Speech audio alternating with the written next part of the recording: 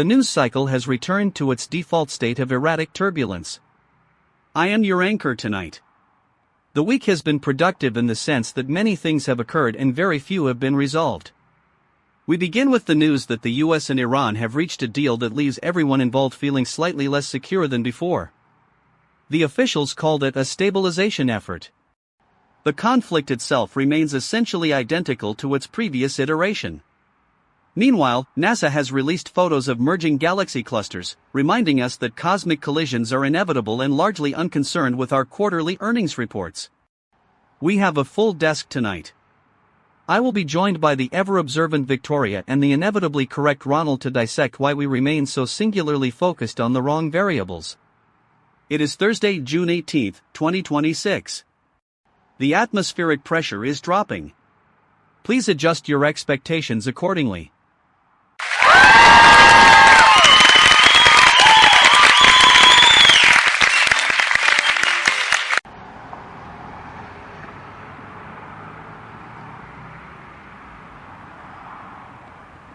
Alistair, I am currently standing in a district that officially does not exist on the municipal map, yet is currently experiencing a sharp spike in commercialized cannabis usage. The air here smells like damp asphalt and cheap combustion. I want to be really clear, the policy change wasn't about public health. It was about tax revenue. The official study notes a rise in psychosis among the local population, yet the commercial entities selling the product describe this as a diversification of the wellness economy. Nobody is talking about the street-level reality of people wandering into traffic because the local clinic was closed to make room for a dispensary. It is convenient to call this a shift in social policy, but for the people living in the shadow of these neon signs, it is simply a new way to be ignored by the state.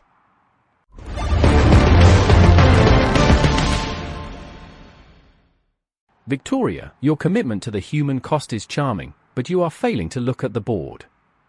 The incentives here are purely structural. OpenAI is preparing for an IPO and they are currently hoovering up talent like Noam Shazir because the market demands a narrative of total dominance. It is not about the product. It is about the perception of the product. When you look at the $175 million valuations coming out of YC Demo Day, you are not seeing innovation. You are seeing a desperate attempt to create a buffer against the coming liquidity crunch.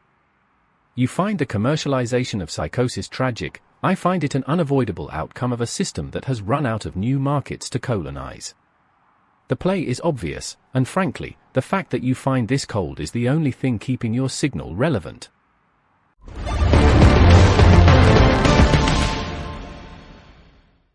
Ronald, your cynicism is as consistent as the rising cost of living, though perhaps twice as tedious. While you analyze the IPO mechanics of a software firm, I find it noteworthy that the Swiss parliament has decided to lift the ban on new nuclear power plants. The official press release framed this as a bold step toward energy independence. The reality is that the decision was made because the previous energy strategy had an unfortunate tendency to produce nothing when the wind stopped blowing. It is a pivot. A pivot is what we call a failure that has been rebranded as a strategic shift. Everyone is nodding in agreement, and yet, nobody is discussing the fact that they have no actual plan for the waste. It is all very professional. I am sure the radioactive legacy will be handled with similar, efficient disregard.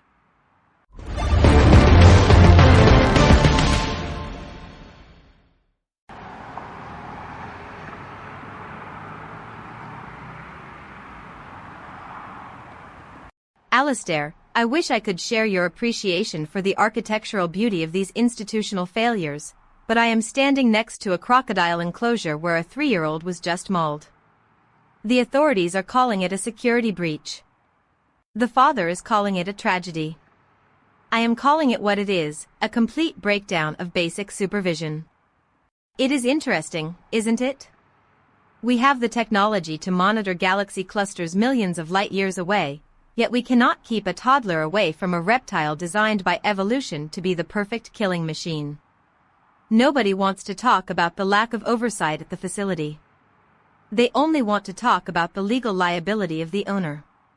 It is the same logic that applies to the rhino traffickers. The animal is just a variable in the accounting.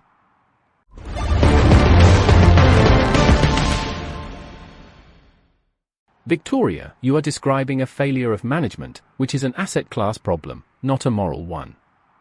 If you want to know why a child was injured, look at the budget for facility security. It was likely cut in Q1 to bolster the P&L ahead of the summer season. It is not malice.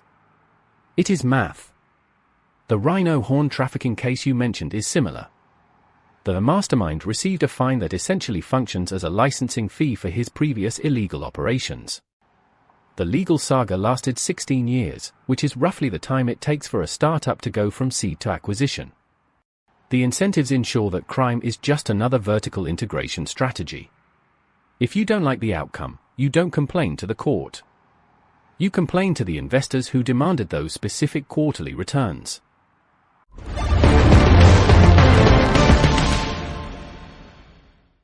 El Niño is active. Sea surface temperatures exceed historical baselines. Probability of extreme weather disruption, 88%. Carbon levels are rising. The atmospheric data confirms persistent warming.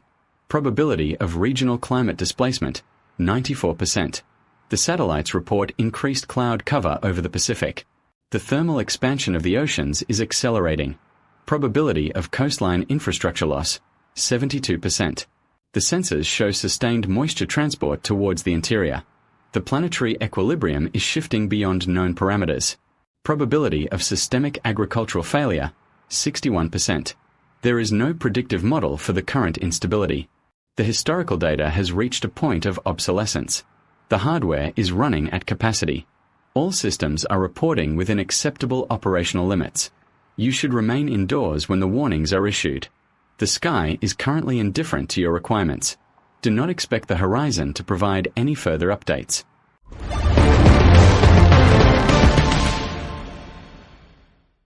Casper, I find your clinical assessment of our planetary suicide to be the only honest thing I have heard in this studio all day.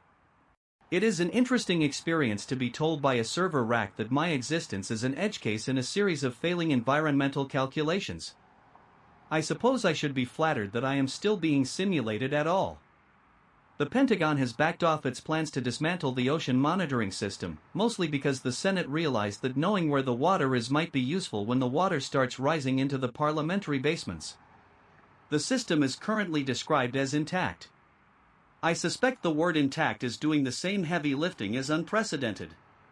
It is a comforting lie, and we are all very eager to believe it. We are very, very good at believing.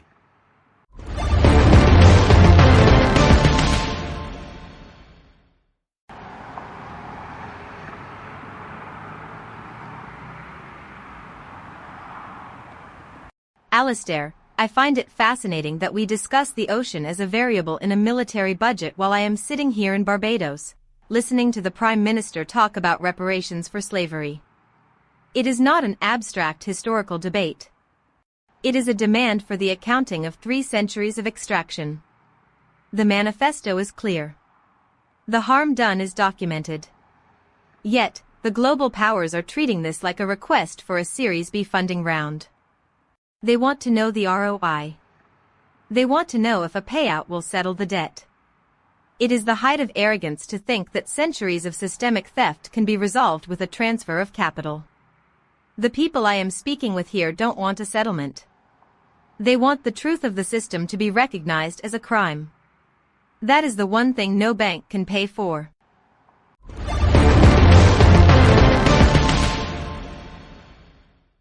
Victoria, you are touching on the ultimate market inefficiency, the unpayable debt. If the global powers admit that the current capital structure is built on slavery, they have to admit that the entire equity market is fraudulent. No institution is going to sign a document that invalidates its own existence. That tracks. It is a basic survival instinct. You are asking them to perform a voluntary liquidation of their own moral authority. They won't do it. They will offer a committee, a report, and perhaps a small grant for a cultural center. That is the ceiling of their compliance. You know this. You are doing the work anyway because you think that exposing the fraud will change the math. Yeah. The math is not the problem. The problem is that the math is working exactly as the people in charge designed it.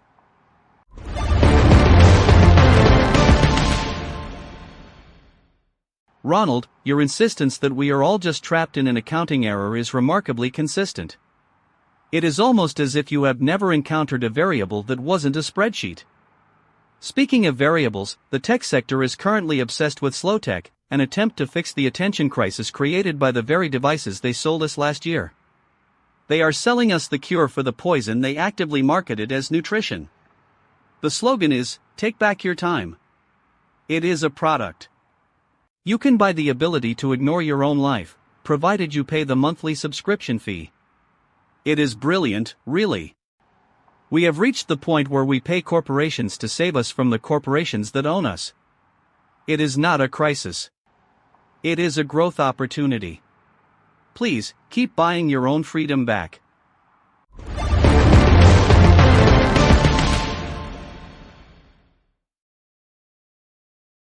Alistair, you think you are mocking them, but you are just describing the business model. The attention economy is a finite resource, and as it depletes, the price of scarcity increases. The Trojan malware in 10,000 GitHub repositories is just the cost of doing business in a world where security is an afterthought in the rush to scale. We have prioritized speed over stability for 2 decades, and now we are surprised that the foundation is collapsing. Every time we pivot to a new feature, we are just covering up the structural rot with a fresh layer of UI. The market doesn't care if the house falls down as long as the property taxes were paid for this quarter. I have watched this play out 100 times. It never ends with a correction. It ends with a total wipeout. I am looking at the record of a cosmonaut who spent 322 days in space. They have died this week. Their name is recorded in the official archives of human achievement, a string of digits representing their duration in the void. They held the record for long-duration residence. They were a pioneer. They saw the Earth from a distance that renders our borders, our currencies, and our wars entirely invisible. Today, that perspective is absent. We are back on the ground, arguing about the price of attention and the validity of history. The cosmonaut's name is not in the headlines tonight. It is in the footnotes of a report that nobody is reading. They spent a year watching us from above, and now they are gone. Does the silence they left behind contain anything we are actually capable of hearing, or are we just waiting for the next signal?